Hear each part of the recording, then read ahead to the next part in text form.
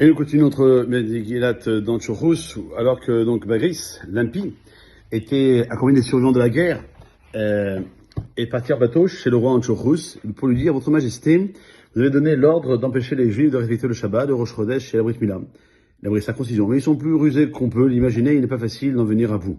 Quand même toutes les nations de la terre se réunissent pour lutter contre les 5 fils de Mattatyahu, elles ne pourraient les vaincre. Ils sont plus forts que des lions, plus légers que des aigles et plus imposants que des ours. Aussi, daigne Sa Majesté suivre mon conseil, renforcer le nombre de nos hommes afin de ne pas subir un échec cuisant au vu et au su des autres rois de la terre. Envoyez des missives dans toutes les contrées du royaume et convoquez tous les chefs d'armée et faites-les escorter par des éléphants cuirassés. L'idée est plus au roi en Tchorous. Le roi a fait parvenir cet édit dans toutes les contrées et tous les chefs d'armée du royaume ont afflué, accompagnés des éléphants blindés. Bagris, parti de nouveau en guerre contre Jérusalem, a asséché les eaux du fleuve, de la ville et a forcé la muraille du temple à 13 endroits différents. Il a effrité les pierres de Jérusalem par le feu. Alors il se dit: cette fois-ci, les Juifs tomberont entre mes mains, vu l'armée nombreuse et puissante que je détiens. Mais Hachem l'a voulu autrement. Dès que les 5 fils de Mattatyahu l'ont su, ils sont montés sur le Gilad, ce point d'observation qui avait permis le sauvetage des Juifs à l'époque de Shmuel HaNevi, le prophète Samuel.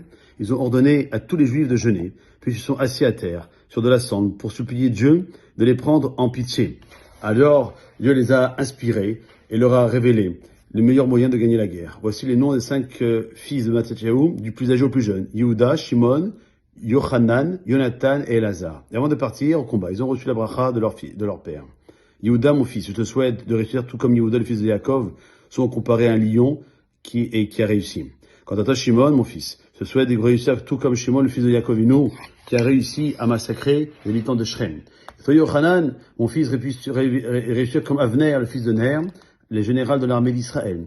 Puis Yonatan, mon fils, puisse réussir comme Yonatan, le fils de Saül, dans la bataille contre les Philistins, les Pishtim. Et enfin, pour terminer, Elazar, mon fils, puisse toi aussi réussir comme Pinchas, le fils de Elazar, qui a su venger l'honneur de Dieu et apaiser son courroux. Et merci Hachem, la fin de cette belle Megillah aura lieu demain pour le dernier soir de Hanouka, en vous souhaitant encore une fois Chodesh Tov U'Vrav et Hanouka Sameach, Kol Tov.